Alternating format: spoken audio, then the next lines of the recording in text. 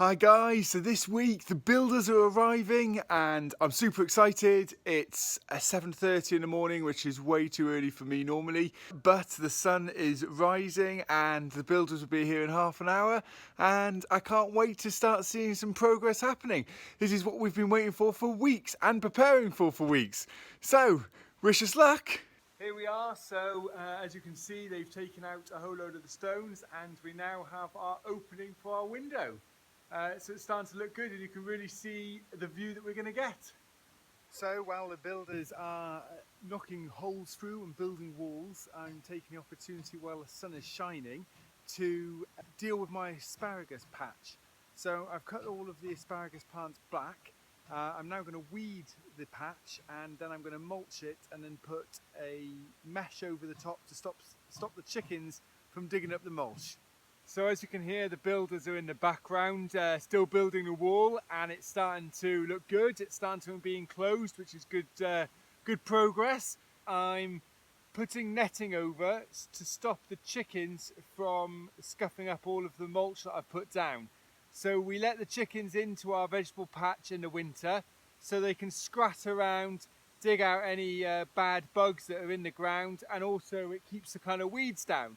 So it's quite good to do, but it does mean that when I've got areas of land that I've prepared ready for next spring, they will scat that around as well. So all of the nicely laid mulch I put down yesterday, if I'm not careful, it'll be all over the grass.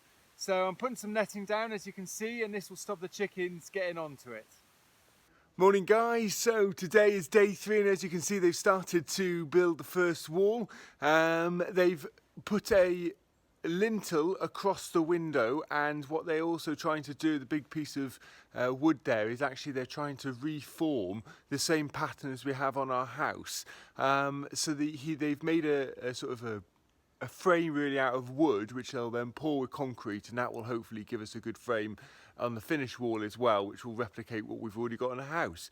So super excited and just waiting for the builders to get here.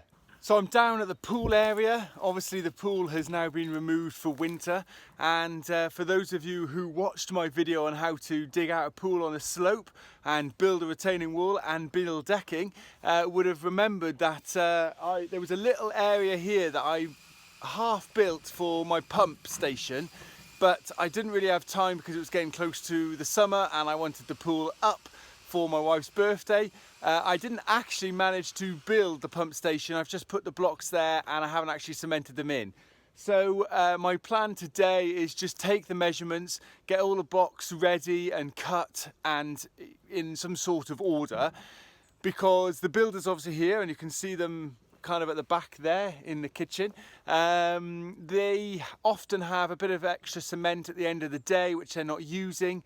So my plan is to use that cement rather than sort of throwing it away or putting it on the ground or not using it, is to actually start building this sort of little cabana, little building, little hut for all of the motor and everything else, and just building it day by day with the leftover cement that they've got each day. So I'm just taking measurements, so I know exactly what I'm doing.